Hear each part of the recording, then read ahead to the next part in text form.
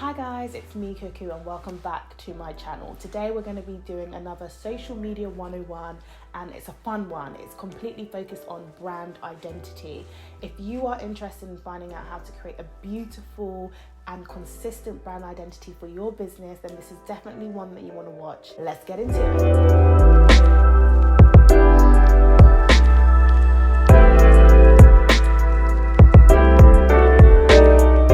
So guys, whether you are a solopreneur or you have a small business, you have a brand identity. And I want to help you pull that together so that it's super consistent and cohesive and recognizable to anybody and everybody who comes across or interacts with your brand. Brand is a word that is used pretty loosely and interchangeably these days.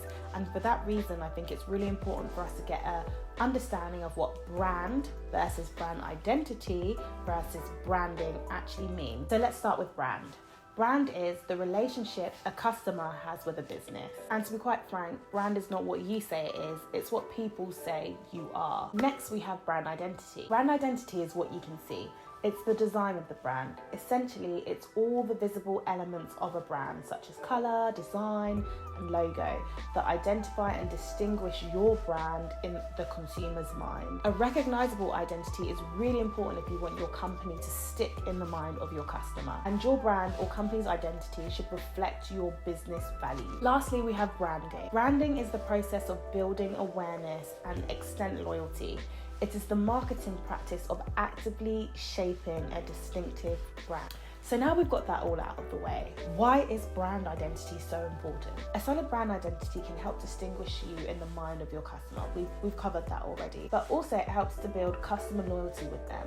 People like to be associated with good brands, whatever good is in their mind. So ultimately, a strong brand identity can positively influence your customers' purchasing decisions, which ultimately influences how much money you're going to make as a business. That said, your brand identity should really be designed to reflect your business's message and business goals. Now that we've got that covered, here are a few tips of how you can get started on creating your brand identity. So number one, you want to pick your color palette. Visual elements are key in conveying meaning and emotion, to which color obviously plays a huge role. So when picking your colors, you really want to think about the values and the attributes that each of them represent and how they help to represent your brand messages and your brand values. Find out the representation or the power behind a particular color is as easy as giving it a Google. If you literally type on Google meaning of the color blue, or if you jump on Canva, they have a whole load of resources which talk about color,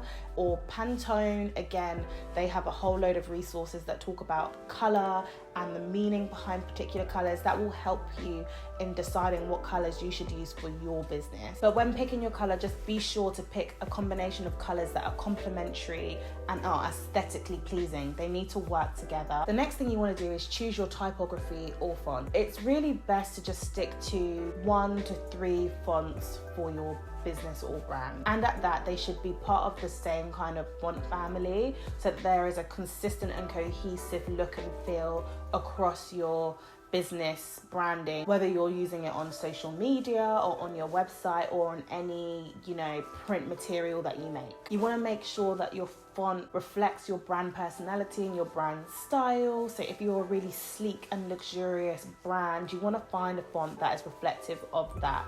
And you also just want to ensure that your font is readable. It needs to be legible, whether it's on the packaging of your product, on your website or on your social media, like I said before. The next thing you want to do is define your tone of voice. I feel like this could be a whole video in and of itself, but I will jump into some top line things that you can do to get started on this. The first thing you want to do is ask yourself, who are you speaking to as a brand?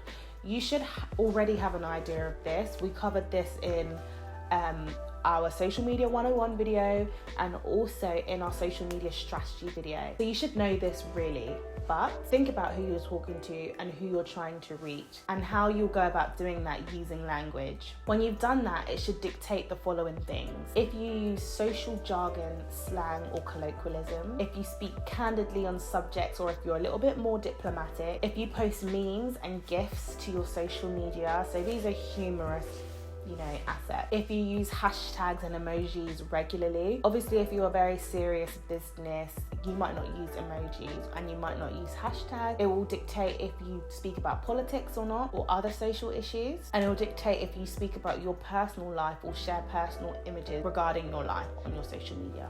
Obviously, if you're creating a personal brand, it's very different to if you're creating a brand of product. If your company creates a series of products on your social media, on your website, it might not really be of relevance for you to be talking about things that personally happen to you as a founder, unless that's a key part of your brand message and your brand tone of voice.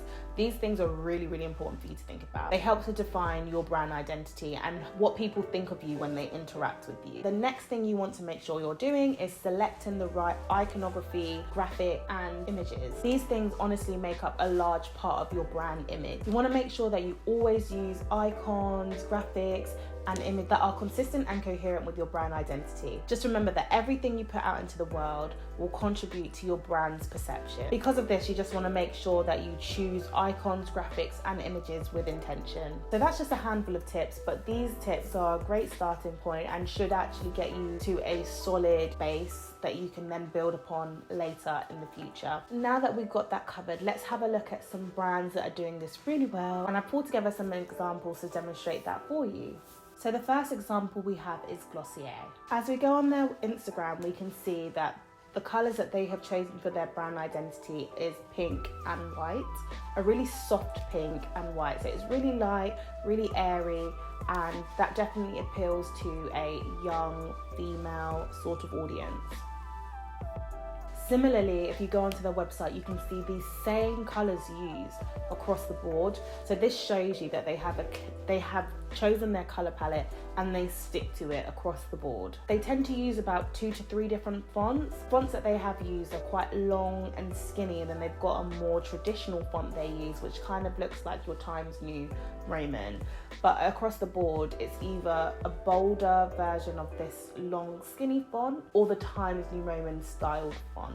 So that's just something to think about. What would your fonts be? And do they accurately reflect who you are as a brand, your brand personality, and the people that would purchase from you? The next brand that we're going to look at is Casper Beds. So straight off the jump, when we go onto their social media and their website, we can see that their brand palette colours include white and this navy blue. There are other colours that they use, but these are their key brand colours. They too use about 2 or 3 different fonts on their website and on their social media, and it's consistent across the board. I don't know what these fonts are, but it's actually quite easy. If you actually go on a website and you like a font that a brand is using, you can download plugins to add to your Google Chrome, which will actually let you find out what the fonts are, and you could do the same. But I mean, let's be original, let's be unique. There are so many fonts out in the world, but I'm sure you can find something that's similar and that can reflect your brand personality and your brand message in a similar way. And that's it, guys. I know there are so many more examples that I could go through, but I just wanted to show you those 2 to give you an idea of how you can come up with a solid brand identity and just have a look at how other people are doing it. If you want to check out my personal brand and how we're doing our social media and what our brand identity is, you can check out rain.swim on Instagram, Rain Swimwear on Facebook, and www.rainswim.co.uk, just to see how, you know, we use the same font on our Instagram and Facebook as we do on our website. And then also color wise, our color palette is very defined, and if you're on our website or if you're on our social media pages, you will see it's consistent and cohesive across the board. So guys, I hope that this video was super helpful as always. If you liked it, give it a thumbs up.